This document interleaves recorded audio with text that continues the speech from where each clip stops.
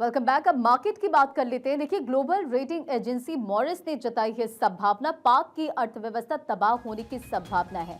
इसी के साथ साथ भारत का जिक्र हम करें तो भारत की इकोनॉमी और मजबूत होने की संभावना है। भारत की जीडीपी ग्रोथ 7.1% 15% के पार होने की संभावना। तो आज का बाजार और ऐसे में ग्लोबल रेटिंग एजेंसी मॉरिस ने जताई है संभावना। और मार्केट एक्सपर्ट आकाश जिंदल हमारे साथ कनेक्ट हो गए। आकाश जी, आज का मार्केट क्या कहता है? क्योंकि देखिए, इस वक्त हम अगर बात करें भारत पाकिस्तान की, तो इन दोनों कंट्रीज के बीच तनाव की स्थिति है और अपडेट ये है कि भारत की इकोनॉमी और मजबूत होने की संभावना, तो दूसरी तरफ अगर पाकिस्तान का जिक्र करें तो अर्थव्यवस्था तबाह होने की संभावना है। रंजन, बड़ी इंपॉर्टेंट बात के साथ आपने शुरुआत की है, बहुत सही आपने शुरुआत की है।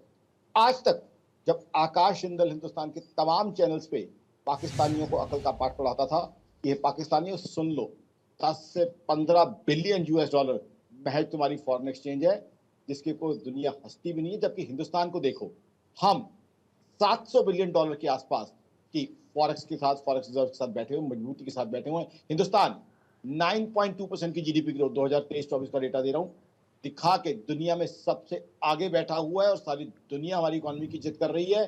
तो पाकिस्तानी लोग कहते थे कि जी आकाश जिंदल और आकाश जिंदल .in तो वो डेटा देते हैं जो इनको सूट करते हैं, आकाश जिंदल का डेटा सही नहीं है। लगातार पाकिस्तानियों को इस चीज पे इतराज थी।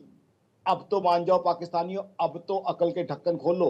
आज ये आकाश जिंदल ने नहीं कहा, मूडीज ने कहा है। मूडीज दुनिया की बहुत एक रिस्पेक्टेबल जो है रिसर्च ऑर्गेनाइजेशन है, रेटिंग एजेंसीज है जो कि एनालिसिस करती है। उन्होंने कहा है, उन्होंने जो बातें कही हैं कि अब अगर टेंशन एस्केलेट होती है तो पाकिस्तान की इकोनॉमिक ग्रोथ हर्ट हो सकती है, पाकिस्तान की फिजिकल कंसोलिडेशन जो है वो इम्पैक्ट हो सकती है, मैक्रो इकोनॉमिक स्टेबिलिटी इम्पैक्ट हो सकती है।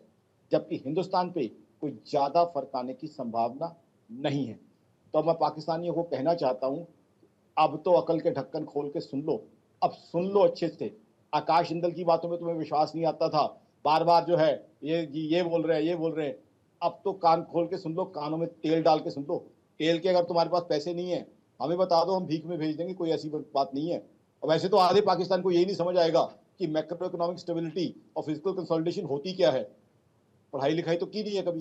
तो इसलिए अब पाकिस्तानियों को अपनी औकात का एहसास हो जाना चाहिए। अब global agencies, global research agencies ये बता रही हैं कि पाकिस्तान की इकोनॉमी की हालत क्या है। तो वो वक्त आ गया है कि पाकिस्तान हिंदुस्तान से माफी मांगे और पाकिस्तान जिन आतंकवादियों को दामाद की तरह पाल रहा है हिंदुस्तान के हवाले कर दे। वरना अगर टेंशन ऐसे ही बढ़ती रही, अब तो ग्लोबल एक्सपर्ट्स ये बता रहे हैं कि पाकिस्तान कहीं बचेगा नहीं, पाकिस्तान की इकोनॉमी की हालत खराब हो जाएगी। और ना सिर्फ इतना, ग्लोबल एक्सपर्ट्स, मैं खुद आकाश जिंदल आपके सामने डेटा रख रहा हूं। आज की तारीख में कराची 100 पाकिस्तान की एक्सचेंज का क्या हाल है, बिल्कुल। 22 अप्रैल के बाद कितनी बुरी तरह क्रैश की है। आज की तारीख में पाकिस्तान में कौन इन्वेस्ट कर रहा है? चाइना, जिससे ये जरूरत से ज्यादा प्रेम दिखा रहे हैं, वो भी इनको एक्सप्लॉइट कर रहा है।